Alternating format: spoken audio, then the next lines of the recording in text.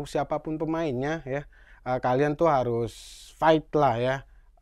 Misalnya Ole, ya kan kita nggak tahu ya kondisi kesehatannya seperti apa. Kalau misalnya memang nggak bisa dipaksain gitu, daripada hal yang lebih buruk terjadi, ya harus siapapun harus siap 180 menit melawan Arab Saudi dan Irak gitu sih. Kalau dilihat di statistik penonton AFC, kita kan paling banyak ya supporternya ya di home gitu ya. Kedua itu Irak di Basrah. Jadi mungkin ya Arab Saudi juga ketar-ketir juga kali ya kalau dibuka ini seluruhnya gitu ya buat kapasitas lawan-lawannya gitu ya. Mungkin bisa 50-50 itu dipenuhi. Mungkin bisa lebih banyak supporter kita, siapapun ya pemainnya gitu ya. Siapapun ketum federasinya, siapapun pelatihnya, supporter tuh nggak pernah tergantikan gitu ya. Jadi walaupun kita ya nggak sampai gitu ya di Piala Dunia 26, ya timnas kan nggak berakhir gitu ya.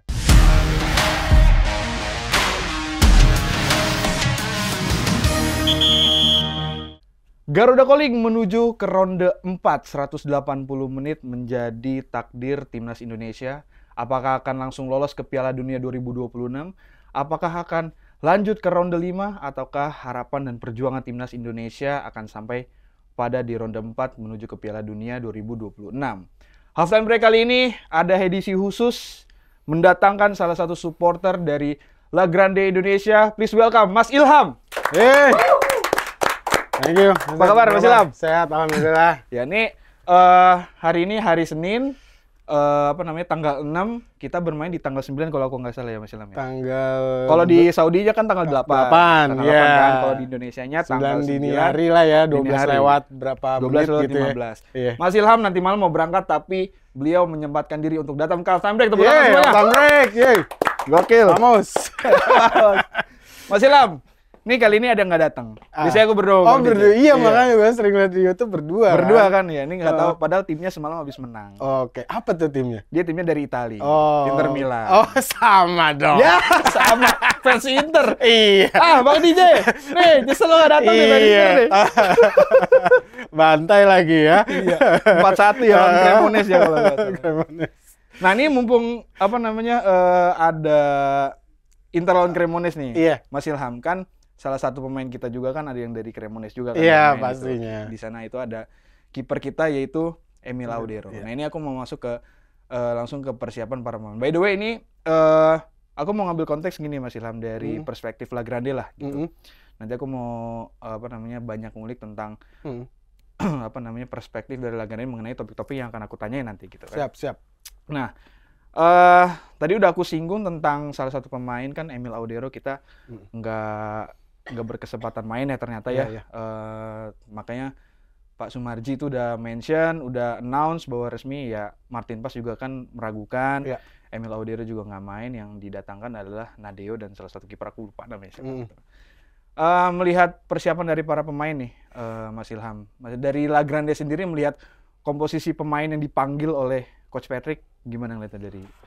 Kalau dari perspektif aku ya dan teman-teman di La Grande Indonesia ya, sebenarnya ya nggak surprise juga sih ya, karena mayoritas pemain-pemainnya juga yang memang yang langganan timnas juga mayoritas kan ya, apalagi juga yang terakhir di Garuda Calling ketika friendly match melawan Lebanon dan Taiwan gitu ya.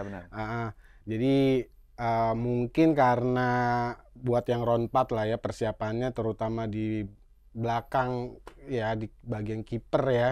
Karena kita tahu juga ya Emil juga kan di Cremonese terakhir juga cedera betis kalau nggak salah.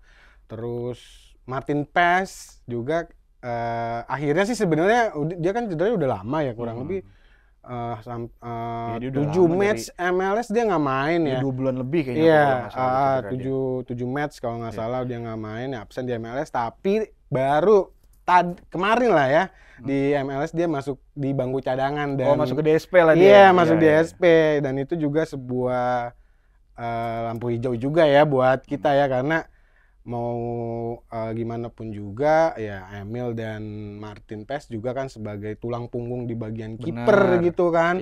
Apalagi ngelihat beberapa match di round 3 gitu kan, andil mereka berdua itu sangat signifikan ya untuk di lini bertahan kita gitu sih. Gitu sih. Dan aku kemarin habis lihat ini juga Mas Ilham apa namanya di akun Timnas Indonesia ya. Melihat Ole Romani ternyata udah latihan ya. Iya. Surprise banget Ole Romani udah latihan. Ya kita sih semua berharap pasti ya dia sehat dulu lah yang penting. Iya. Gimana ngeliat Ole Romani sejauh ini Mas Ilham? Itu dia. Ketika pasca Piala Presiden kan ya, beliau cedera ya kan, Ole kan. Itu kan langsung fokus kita ke round 4 ya. Siapa striker pengganti Ole gitu kan. Itu dari awal musim berarti ya, dari Agustus ya kalau nggak salah. Bukan awal musim, pramusim lagi. Iya kan? Iya benar. Jadi pramusim itu udah gembor-gembor buat round 4 besok nih kan. Ya. Akhirnya sih kita senang juga ya dengan semangat Ole gitu kan. Dengan recovery-nya dia, terus bisa menargetkan bisa inilah ya tampil di round 4. Tapi point of view kita sih ya sebagai supporter, mau siapapun pemainnya ya, kalian tuh harus fight lah ya. Misalnya Ole ya kan kita nggak tahu ya kondisi kesehatannya seperti apa. Kalau misalnya memang nggak bisa dipaksain gitu daripada hal yang lebih buruk terjadi, ya harus siapapun harus siap 180 menit melawan Arab Saudi dan Irak gitu sih. Ngelihat memang kan ini dipersiapkan selama ya sejak Ole cedera sampai sekarang kan memang itu kan, makanya kemarin waktu friendly match datanglah tuh yang namanya Mauro Zylstra sempat dipasang di situ. Cuman nanti ya aku sih juga sebenarnya pribadi menyerahkanlah kepada coach Patrick dan jajaran kepelatihan, karena mereka yang tahu lah siapa yang terbaik yang akan dipasang di sisi depan lah gitu ya. Sisi depan maupun di sisi belakang gitu. Nah, aku sempat ngelihat sosial media terutama di X-nya La Grande nih Mas Ilham. Kalau aku nggak salah ya, ini korek kalau aku salah ya. La Grande itu mengeluarkan sebuah surat menuju ronde keempat berisi tentang apa namanya? Ya itu mungkin nanti bisa Mas Ilham jelaskan lebih detail ya gitu. Mungkin menyuarakan tentang mungkin sukacita ya tentang bagaimana perjuangan timnas bisa mencapai ke ronde 4 ini. Dan iya nasibnya seperti aku bilang di opening ditentukan oleh 180 menit di 2 match yang akan dimainkan oleh timnas Indonesia gitu. Nah itu surat itu lumayan ramai tuh. Mas Ilham, coba bisa dijelaskan dari surat itu tuh. Iya, mungkin kalau di La Grande Indonesia kan kita anak-anak mungkin yang lahirnya 90 awal gitu ya. Dan mungkin banyak memori kita juga Piala Dunia pertama kita di ya mungkin Piala Dunia 98, 2002 gitu kan. Oh ya, Piala Dunia yang berlangsung pada saat itu. Iya, pada saat itu kan gimana euforianya segala macam. Waktu itu masih zaman TV, koran, majalah, radio gitu kan, dan jingle-jingle official song, official anthem dari Piala Dunia juga sangat memorable ya bagi kita dan kita juga punya favorit timnas negara lain masing-masing gitu ya. Brazil, apalagi Italia, karena anak 90-an kan identik dengan ya Italia, hafal banyak pemain dari klub-klub Italia, suka klub-klub Italia gitu. Jadi memori itu yang kita bawa untuk di round 4 inilah ya, karena semenjak aku lahir dan teman-teman lahir dan La Grande lahir, kita nggak pernah sedekat ini di Piala Dunia benar. Mungkin kita pernah menginjakan kaki di Piala Dunia 38 gitu ya, waktu 1938. Iya, waktu ya mungkin ya Republik ini belum proklamasi gitu kan. Masih dengan nama Hindia Belanda. Tapi untuk 2026 inilah momen kita gitu ya. Yang harus kita manfaatkan 180 menit, 2 match, ya mau nggak mau kita harus masuk ke Piala Dunia. Dan surat itu juga sebagai ya pengingat dan penyemangat juga lah buat ya benar, para pemain dan para supporter, bahwa kita tuh harus sepenuhnya mendukung ya para pemain, para official timnas gitu ya, kepelatihan segala macam itu harus kita berikan dukungan dan biarkan mereka fokus 180 menit ini, karena kalau La Grande Indonesia kan di kualifikasi ini kan mendukung dari lawan Brunei Darussalam ya di itu ronde 1. pertama ya kan? Iya, di ronde 1, ronde 2, ronde 3, karena di setiap ronde kan pasti makin levelnya makin sulit gitu ya. Apalagi di round 3, tapi kan di round 3 itu ada 10 match gitu ya. Yang misalnya ada satu pertandingan yang memang kita susah atau kehilangan poin, kita bisa mendapatkan di pertandingan yang lain di kandang gitu ya. Makanya ya data statistik juga nggak bohong juga ya. 5 pertandingan home kita meraih 10 poin. Itu yang bener-bener supporter ya, bagi teman La Grande Indonesia itu kita manfaatin banget itu di round 3, dan hasilnya ya positif ya, 12 poin, 10 poin itu kita dapetin di Gelora Bung Karno. Dan di ronde 4 ini kita mau juga mental pemain juga meningkat lah ya. Itu yang penting sih. Itu ya. Jadi biarkan mereka fokus, biarkan mereka berlatih untuk kritik, saran segala macam ya setelah round 4 lah ya. Biar mereka ini fokus dulu sih sebenarnya. Mau siapa belakangnya atau siapa ininya, siapa main seperti apa, main 4 back, main 3 back, biarkan mereka fokus. Kita di sini apalagi La Grande Indonesia posisinya mendukung. Pasti. Selalu. Gitu. Selalu 100%. Itu tadi untuk ini ya, apa namanya, surat yang pokoknya nanti teman-teman bisa lihat juga di Twitternya di X ya. Twitter, di Instagram. Di Instagram juga ada surat penyemangat untuk timnas yang akan berlaga gitu. Seperti Harian Kompas, Mas Ilham, kan kalau tadi membuat surat penyemangat untuk timnas, kita juga membuat edisi khusus. Tabloid bola untuk para pembaca. Mungkin Mas Ilham juga dulu sempat baca bola. Dulu ngewarnya di loper koran kali ya kita ya. Ya, nah sekarang Harian Kompas mengeluarkan edisi khusus. Tabloid bola. Jadi untuk apa namanya, untuk lebih lengkapnya kalian bisa cek aja di Instagramnya @hariankompas, atau nanti akan ada di bawah atau di deskripsi ya, kalian nanti bisa cek aja di sana gitu. Nah, aku mau lanjut lagi nih, Mas Ilham. La Grande Indonesia yang selalu pasti mendukung timnas lah kapanpun dan dimanapun dan apapun kompetisinya berlangsung gitu loh. Kan yang unik dari La Grande ini, terutama di round ketiga sih, di round 3 kemarin banyak banget apa namanya, koreo yang dibuat, yang dibentangkan oleh La Grande ya di kalau aku baca, dan mungkin nanti dikoreksi aja kalau salah, di sisi utara tribun dari Stadion Utama Gelora Bung Karno. Itu gimana Mas, mulai dari perjalanan buat konsepnya sampai milih orangnya itu dan sampai membentangkannya sampai jadinya itu gimana proses? Mungkin penasaran sih Mas. Iya. Jadi balik lagi sih ya ke untuk persiapannya, kita sebenarnya mulai dari drawing ini ya round 3 ya, ketika kita mendapatkan di grup itu lawan-lawan kuat ya seperti Australia, Jepang, Arab Saudi gitu. Tim-tim yang memang langganan Piala Dunia gitu ya. Dan kita tahu juga kan negara kita, timnas kita juga masuk ke pot yang paling bontot gitu, pot yang paling bawah, negara yang tidak diunggulkan untuk lolos lah ya ke round 4 mungkin ya. Jadi seperti itu. Jadi momen dimana kita menjamu negara-negara kuat Asia yang langganan Piala Dunia, yang itu kita nggak mau lewatkan. Dan mungkin kalau konsep koreo itu dari satu pertandingan ke pertandingan yang lain memang kita konsepin sesuai dengan lawannya gitu ya. Misalnya Jepang gitu ya. Jepang kan dengan kulturnya yang kuat di kita gitu ya, sebagai anak kecil yang lahir 90 2000-an mungkin ya pasti kita apa ya, teradiasi ya lah ya dengan budaya-budaya dari Jepang misalnya ini. Jepang ya, Korea ini lagu ataupun komik segala macam kan. Itu banyak terinspirasi, makanya itu ada sebuah konsep di mana ada perpaduan antara kultur Jepang dengan kultur kita. Kita juga punya komik ya legendaris juga, dan yang pernah difilmkan juga sama Om Joko Anwar ya, ada Gundala segala macam.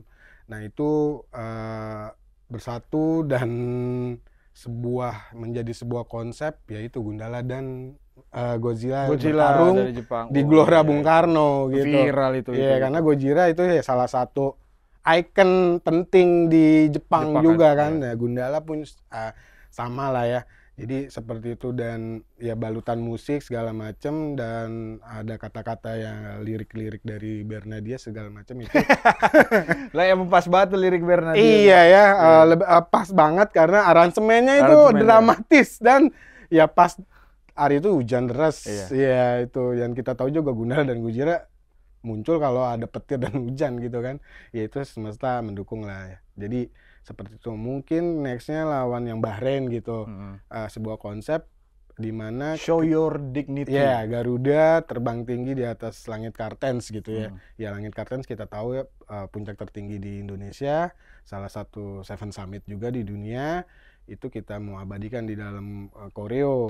Ditambah kita nggak mau lupa gitu ya apa yang Bahrain lakukan dan mungkin wasit ya dalam kutip di Rafah gitu ya, ketika kita main di Bahrain National Stadium dengan skor 2-2 yang sangat apa ya banyak masalah lah ya, maksudnya banyak kendala segala macam ya di dalam ataupun di luar pertandingan segala macam. Itu kita mau bangkitkan lagi kalau pemain timnas ini harus balas dengan 3 poin sih sebenarnya.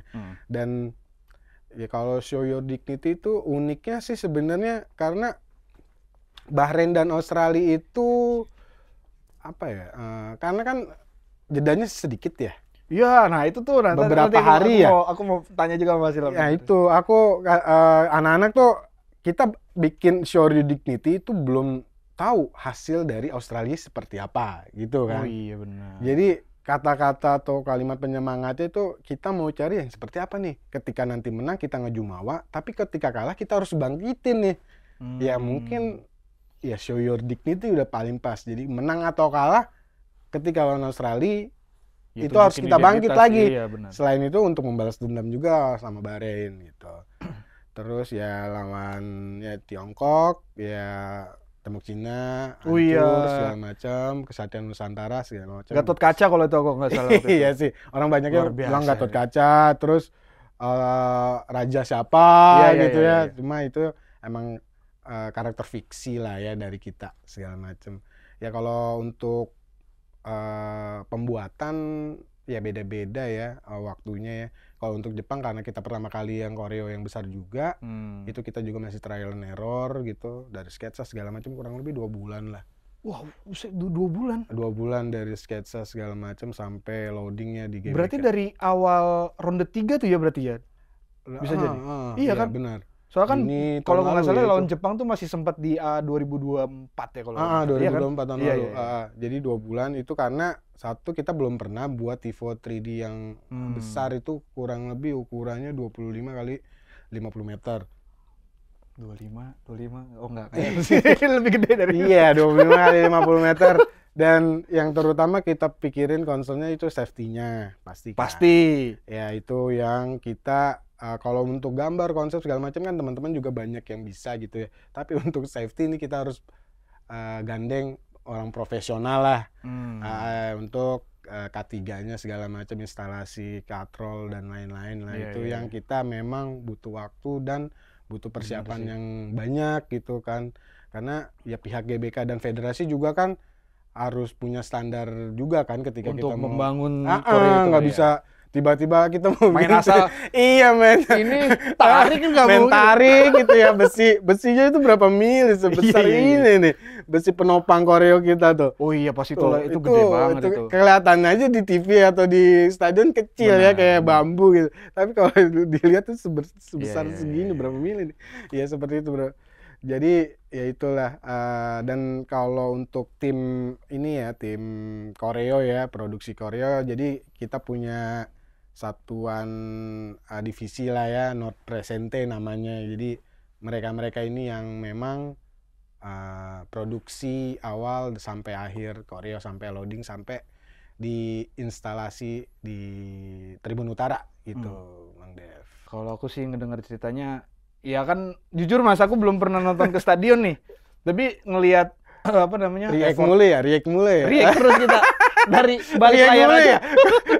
Dari balik layar aja. Iya. Ngeliat gebentangin apa namanya itu koreografi yang besar kan apalagi yang waktu Show Your Dignity itu gede banget. Gede banget sih. Wah, ini asli. Gimana ini segala macam dan aku sempat ngeliat beberapa Instagram dari kayak Ibnu Jamil kan sempat bantuin juga tuh. Iya. Ini berarti 20 orang, 30 orang mungkin ada itu ya untuk... Jadi kalau untuk narik ya? Iya, untuk narik itu lebih sih. Jadi kalau di Tribun Utara itu kalau ada 1, 2, 3, 4, 5, ada 5 lorong lah ya. Oke. Itu satu lorong kurang lebih 10 sampai 15 orang. Berarti udah 50 ya 50 sampai 75 orang itu satu lorong. Gitu. Jadi mungkin seluruhnya itu kurang lebih 75. Luar biasa. Tepuk tangan dulu La Grande Indonesia. Gokil. Tapi untuk berlabuh ke Saudi nih, Mas Ilham, kira-kira ada nggak yang dipersiapkan untuk entah koreo kecil atau apa gitu, atau bawa banner mungkin apa gitu? Ya kalau yang pasti sih banner away lah ya. Jadi mungkin kalau di dalam supporter kan ya kita punya tradisi ya, sebuah banner ketika kita away kita harus selalu bawa gitu ya. Itu pasti. Terus mungkin kalau untuk kreativitas kita juga lagi kontak-kontakan juga sama teman-teman Garuda di Saudi gitu ya, Garuda Saudi, Garuda Timur Tengah, Garuda Qatar dan lain-lain. Oh ada tuh ya? Iya, jadi kalau untuk La Grande-nya kan itu untuk di dalam negeri gitu ya. Untuk di luar negeri itu diaspora kita juga kan banyak yang membuat supporter timnas, ada Garuda Saudi. Aku kemarin ke Osaka ada Garuda Jepang. Oh iya, sempat rame juga tuh di Jepang tuh. Jadi ketika besok nih ya kita sih lagi kontak-kontakan, karena kalau untuk kreativitas itu kan tergantung tuan rumah ya. Gimana permitnya segala macam. Kita juga kan pasti beda lah main di GBK dengan main di Jeddah, main di Tokyo atau kemarin di Australia juga pasti kan beda. Perlakuan mereka tuh terhadap supporter beda. Lawan tuh seperti apa gitu sih. Nah Mas Ilham, kan ketika match selesai kan kalau main di GBK kan pasti ada salah satu tradisi kita tuh yang menyanyikan lagu Tanah Airku. Terus itu udah pasti inilah full emosional lah. Nah tapi aku penasaran ketika terutama kapten kita ya Bang Jai, kalau misalkan ada speech gitu untuk La Grande mungkin ya. Ini tuh gimana itu Mas perasaannya? Maksudnya seorang kapten kita gitu kan, pemain diaspora, kapten yang udah berusaha berjuang sampai di sini terus memberikan speech untuk para penonton tuh gimana Mas rasanya Mas? Ya kalau memang kalau tradisi di kurva memang kan ya seorang kapten harus ini ya menyamperin kurva gitu ya. Dan ya seperti halnya pertandingan yang kemarin ya. Misalnya di Osaka segala macamnya kita tahu hasilnya kan buruk ya. Ya itu sebagai bukti permohonan maaf lah ya, misalnya kita kalah gitu kan. Seorang kapten itu berbicara kepada supporter itu ya tergantung hasil pertandingan kan. Ya misalnya di Jepang kemarin ya kita ngelihat mimik ya Jayjes, dan lihat juga kan di sosial medianya juga dia meminta maaf ya atas kekalahan kemarin. Terus tapi ketika mereka mendapatkan poin penuh segala macam, itu yang kita butuhkan untuk membakar semangat pemain-pemain yang lain gitu ya, karena mau gimana juga ya seorang kapten harus bisa menjadi representasi satu tim gitu. Ya kan maksudnya pasti kan untuk mengembalikan kepercayaan dari tim untuk supporter juga kan. Makanya aku penasaran ketika ini reaksi dari La Grande itu tanggapannya gimana tentang gitu, dan kayak sekarang kan udah tahu gitu. Nah sekarang aku mau, ini udah 20 menit lebih tapi aku mau lanjut langsung ke matchnya nih Mas Ilham, melawan Saudi dan juga Irak. Lawan Saudi kita udah tahu wasit yang akan ditunjuk dari White. Nah kalau aku pribadi nih Mas, masalah teknis aku percayalah, aku yakin juga gitu kalau misalkan timnas kita bisa bersaing lah untuk melawan Saudi, bahkan mungkin melawan Irak juga gitu. Tapi dari sisi non teknis nih banyak banget tanda kutip lah di dalamnya situ Mas.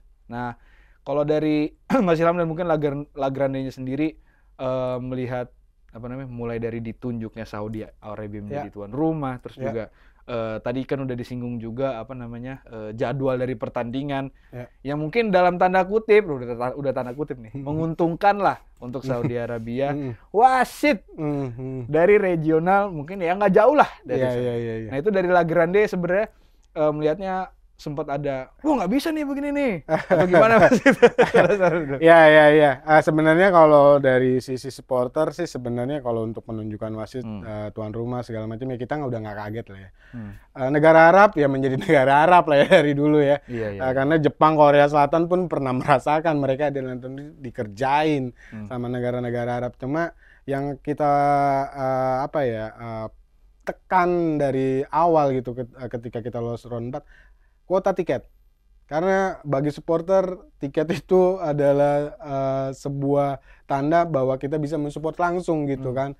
Jadi dari awal kita tahu gitu ya bahwa kuota tiket ini mungkin awalnya tuh cuma 5% atau 2,5% kapasitas away gitu ya. Dan itu kan sebenarnya nggak adil banget karena ini round 4 kan harusnya dalam tanda kutip harus netral ya. Benar. Walaupun yang menjadi penyelenggara lah ya, bukan tuan rumah ya, penyelenggara ya Arab Saudi gitu. Cuma ya akhirnya cuma dapat 8% dan ya itu sebenarnya bagi supporter itu sebuah faktor non teknis yang paling ini ya, yang paling sulit diterima sih sebenarnya di selain wasit ya. Selain wasit penunjukan itu supporter ya mau gimana gitu ya. Kita juga nggak bisa memilih atau siapa ketika wasit jangan dari negara Arab tapi nanti negara yang lain juga merugikan salah juga gitu ya.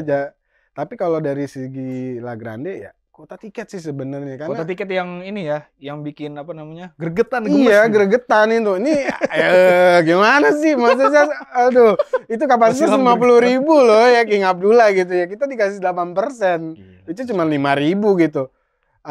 Ya itu sih yang benar-benar yang menyakitkan ya buat supporter apalagi ini round 4 gitu ya. Walaupun di lawan Irak itu 50-50. Jadi kan di situ terlihat permainannya ya.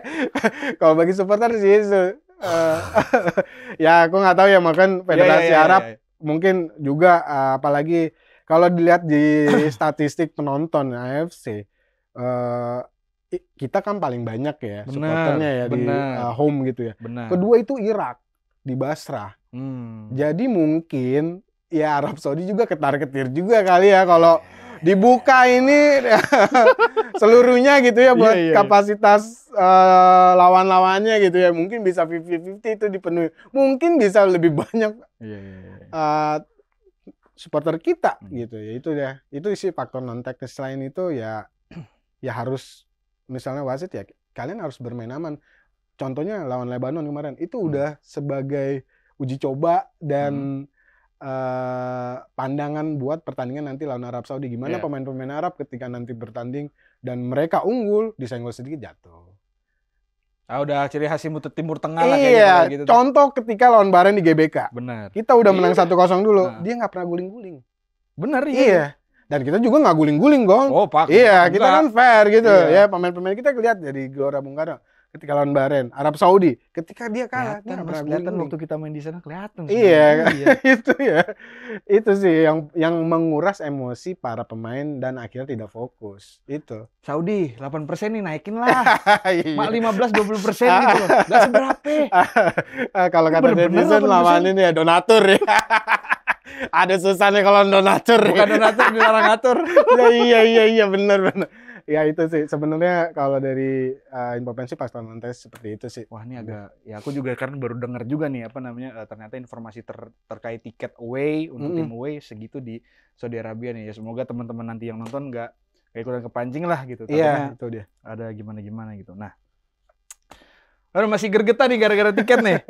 Oke, ini mungkin pertanyaanku agak sedikit bukan menusuk atau nggak enak ya. Cuman pengen tahu lah dari teman-teman La Grande gitu kan, maksudnya walaupun dimanapun apapun kompetisinya timnas bermain nih, Mas Ilham. Kalau misalkan di 180 menit ini nih, bukan kesempatan bagi timnas Indonesia untuk lolos ke Piala Dunia 2026 nih, apa dari La Grande tanggapan atau rasanya gitu atau apa yang pasti rasanya sih ya bangga sih ya, yang pasti ya, karena bangga karena ya mau kayak gimana pun juga ini kan mereka sudah berjuang ya maksimal gitu ya dan udah paling jauh juga lah ya sama La Grande berdiri dan ya harus balik lagi ke teman-teman sih kalau di supporter maupun siapapun ya pemainnya gitu ya, siapapun ketum federasinya, siapapun pelatihnya, supporter tuh nggak pernah tergantikan gitu ya. Benar. Jadi walaupun kita ya nggak sampai gitu ya di Piala Dunia 26, ya timnas kan nggak berakhir gitu ya. Benar. Nggak bakal berhenti di situ kan, masih ada juga adik-adik kita gitu ya di U19, di U23 yang mencoba lagi di Piala Dunia berikutnya. Ya jangan lelah bekerja keras saja sih semuanya. Tapi kalau di sisi supporter yang pasti apapun hasilnya kita udah bangga gitu ya. Bener. Kita udah bangga dengan perjuangan para pemain selama ini dari ronde 1 sampai ronde 4. Jadi ya itu siapapun apapun nanti hasilnya ya. Siapapun hasilnya ya itu. Kita tetap mengawal kalian gitu, mengawal Garuda gitu. Statement yang bold dari Mas Ilham ini, sama aku juga dapat beberapa statement ada di luar sana gitu. Siapapun setuju, siapapun pelatihnya, siapapun ketua federasinya, siapapun pemainnya, timnas tetap satu timnas dan supporter tidak akan kemana-mana. Iya, seperti itu. Satu lagi nih Mas Ilham. Mungkin Mas Ilham kesini dari La Grande membawa tadi kan kalau aku udah bahas surat tentang penyemangat untuk para pemain ya. Nah ini untuk para penonton kita nih yang menonton halftime break kali ini, mungkin La Grande ada pesan atau ada kata-kata lah atau apalah gitu yang ingin disampaikan kepada penonton. Jadi untuk penonton setia halftime break ya, yang pasti ya minta dukungan doa dan dukungan juga buat para pemain ya di media sosial segala macam, karena apapun nanti hasilnya gitu ya, ketika melawan Arab Saudi atau Irak, seperti Bang Jai bilang lah ya, ya kita kalah, kita menang, kita seri itu sebagai tim gitu ya. Benar. Jadi ketika kalah jangan sampai ada ini ya kambing hitam lah, 1 atau 2 pemain yang kita bully dalam tanda kutip ya di media sosial ya. Itu ya bijak deh, karena ya La Grande sendiri juga kalau untuk apa ya respon dengan hasil segala macam ya kita pasti mendorongnya dengan tim gitu ya, bukan individu. Itu yang harus kita concern, kita harus dukung semuanya. Teman-teman juga yang di Indonesia penonton halftime break juga kita sebarkan vibe positif lah ya. Vibe positif, benar. Iya. Halftime break selalu positif terang. Iya, kita sebarkan karena 180 menit ini yang paling menentukan ya. Waktu paling krusial. Iya, yang waktu paling krusial, jangan terpecah-pecah, kita harus fokus gitu ya. Karena era sosial media kan tsunami informasi. Benar. Jadi kita nggak tahu ya di luar sana segala macam. Yang penting kalian harus dukung terus tim nasional ya. Gokil, thank you. Iya. Itu adalah pesan Mas Ilham mewakili La Grande Indonesia untuk para penonton halftime break dan kalian semua lah yang nonton untuk mendukung timnas yang akan berlaga di ronde 4 nanti di tanggal ya, kalau di Indonesia di tanggal 9 dan di tanggal 12. Dan mau ngingetin lagi nih untuk sobat halftime break dan sahabat Kompas, edisi halftime break kali ini adalah edisi khusus yang akan mengeluarkan edisi khusus tentang tabloid bola gitu. Nanti kalau misalkan teman-teman mungkin yang udah kangen banget nih sama tabloid bola dulu kan yang pernah ngikutin, nah sekarang ada Harian Kompas ngeluarin lagi dengan edisi khusus. Nanti mungkin akan ada penjelasan lebih lanjut di deskripsi atau di link di bawah gitu. Kalau gitu nih aku mau ngucapin banyak terima kasih. Terima kasih Mas Ilham udah nyempetin datang ke halftime break sebelum berangkat ke Saudi Arabia. Kita tahun depan ke Amerika, Kanada, atau Meksiko. Tinggal pilih salah satu ya, semoga ya. Ya, siap. Thank you. Oh Garuda, la la la la la la.